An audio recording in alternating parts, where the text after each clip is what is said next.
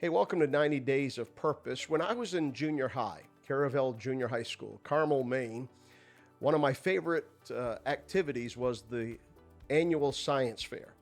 I remember in the fifth grade, we did an experiment on blood. I had a lot of fun drawing blood from as many people as I could. And then we did a hot air balloon, which I had a paper balloon over a little Bunsen burner and ended up catching it, the tablecloth, and the table on fire.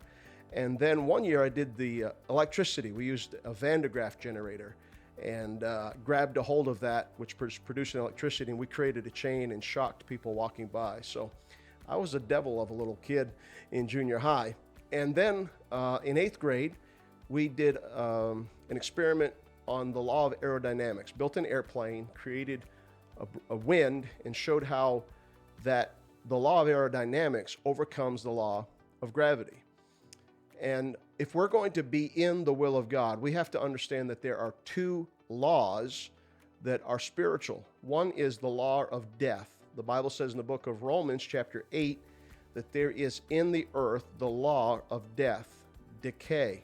It's a spiritual foe. It destroys everything that it touches. But then there is the law of life, the law of increase. And there are many areas that we can talk about this, but God gives us keys to overcome the law of spiritual gravity. The Bible says in the book of Deuteronomy, chapter 7, verse 13, "And he will love you and bless you and multiply you.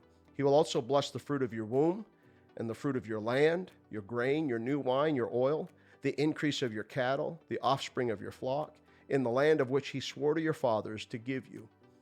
What everybody else is dealing with, you know how to overcome. What everybody else sees as a hindrance, God has given you the keys to see those as an opportunity to overcome. The same wind that drives people down is the same wind that the eagle spreads his wings over and it lifts him up. And if you're going to go into the will of God in our culture, likely you're going to face a headwind of persecution or spiritual adversity. But I've got good news. The Bible says, greater is he that's in you than the thing that's coming against you. And if you'll obey God, then this law of increase will help you overcome every curse and every attack the enemy will ever make against you. Again, I'm encouraging you to grab a hold of this, because to do God's will, you're going to have to do it God's way. And God will give you more than enough of his Spirit to overcome every hindrance on your path to your purpose.